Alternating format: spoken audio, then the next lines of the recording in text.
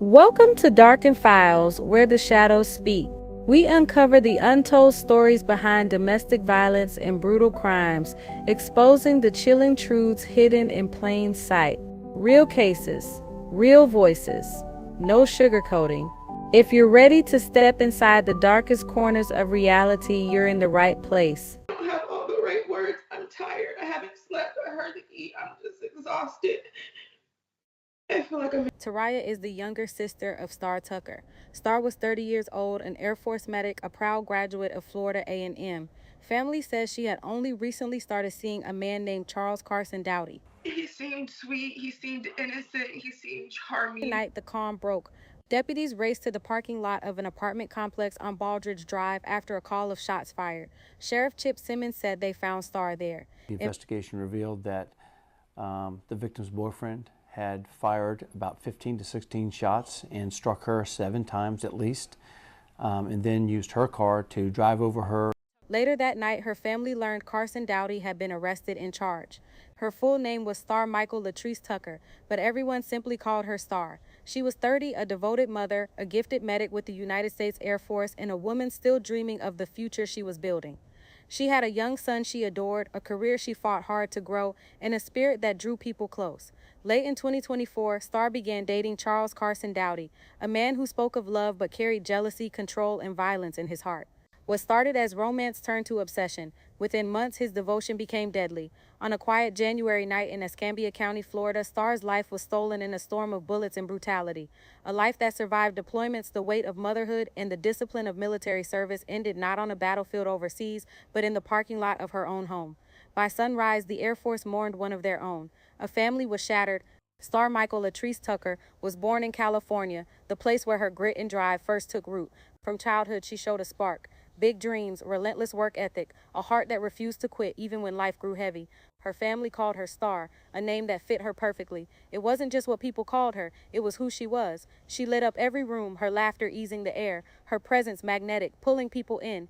As she grew, Star refused to let hardship weigh her down. She used it as fuel. That determination carried her through school and into higher education, where she chose service over glamour. She enrolled at Florida A&M University, focused on nursing. Healing people meant something to her. It was purpose. It was bigger than herself.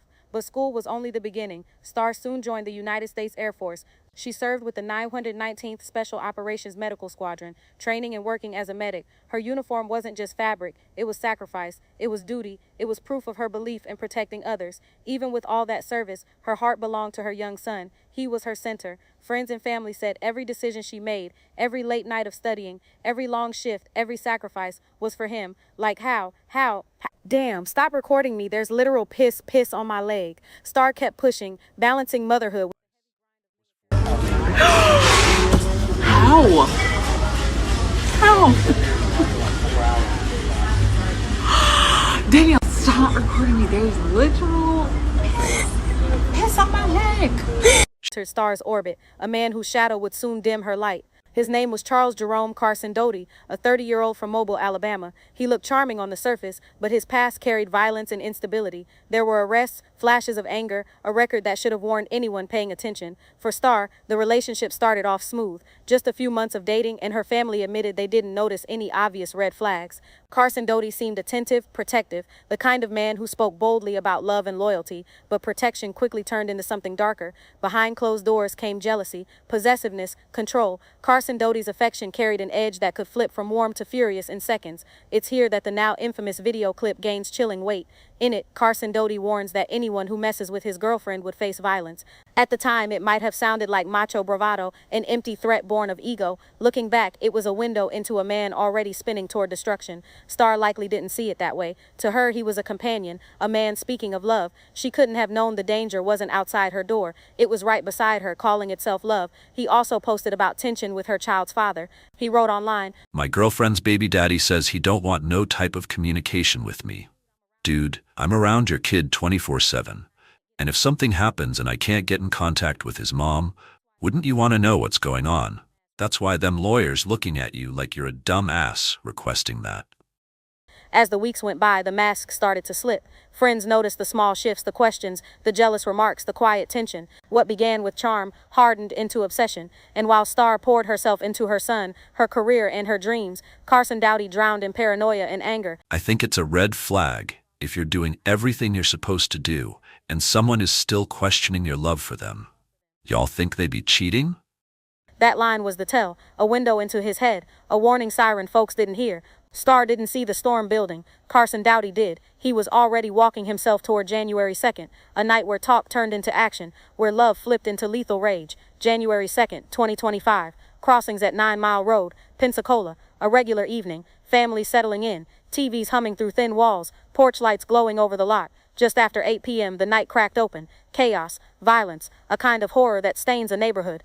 Neighbors heard it first, rapid shots ripping the quiet. Some thought fireworks. Then the popping kept going. More than a dozen rounds tore the air. Panic waved through the complex. People ducked low, peeked through blinds. Nobody sure what waited outside. Calls slammed into 911. Witnesses whispered and cried. Flashes at the muzzle. A Jeep rolling forward, then back. Dispatch tapes caught the fragments. Pleas for help. Kids wailing. Voices shaking. The shock of folks who just watched a woman executed where they live. Escambia County deputies pulled in within minutes. They found Star Tucker in the parking lot, riddled with bullets. Later reports said at least 7 shots hit her, but it didn't stop with bullets. Carson Doughty slid behind the wheel of Star's own Jeep Cherokee. He drove over her, then reversed over her again. The same Jeep she used for school drop-offs and errands became a weapon.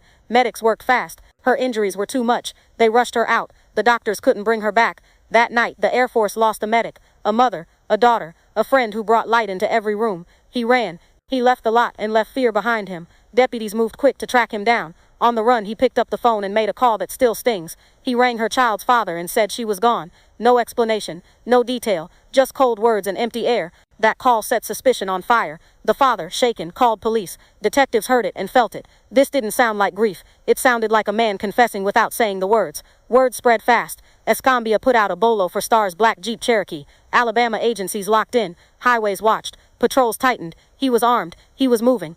He jumped online anyway. Oh. Been real, y'all. The second one said, y'all ever had something happen so fucked up that you can't even cry about it? Tweets that read casual if you didn't know. Tweets that hid the truth of what he just done. Hours crawled. Detectives turned to the child's father for a play. Call him, keep him talking, find the crack. He called. Doughty picked up, calm voice. He said the Jeep had a flat. Said he was on the shoulder waiting on AAA. That was the slip. Enough for a trace. A man who unleashed hell was now stuck on the interstate because of a tire. Near Spanish Fort, Alabama, officers pulled up on him. Jeep dead. Run over. He went in without a fight. The gun sat on the passenger seat. They booked him into Baldwin County Jail. Processed. Held for the ride back to Florida. Escambia announced the manhunt was done. But endings don't fix nights like that. Not for Star's people. Not for her child. News broke across the Gulf Coast. A man arrested for murder. He's accused of killing a woman in Escambia County, Florida last night at an apartment complex in Ferry Pass. And listen to this. She was shot, then run over. And deputies tell WKRG News 5's Alexa Daly her boyfriend is responsible.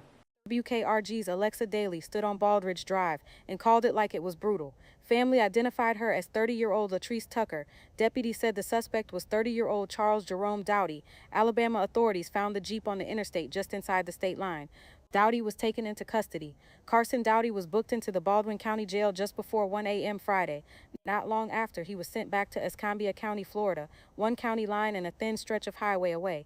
Deputies credited the quick handoff to strong communication and trust between agencies. They said those partnerships mattered. They called Star Tucker a bright mother, a woman whose light reached everyone around her. They said they hope justice is served. The sheriff says Carson Doughty faces a second-degree murder charge. The legal process moved fast. Doughty stood before a judge in Escambia County, shackled, face blank, while Star's family sat only feet away, stunned, grieving, trying to breathe through the pain. Local news tracked every move. Bond was discussed, but the crime left no room for mercy. Early hearings laid out a case heavy with proof, witness statements, ballistics, the Jeep, and above all, the raw cruelty of the attack. For Star's loved ones, watching the man who once promised her love, now accused of ending her life, was almost unbearable. One sister said she still couldn't wrap her head around it.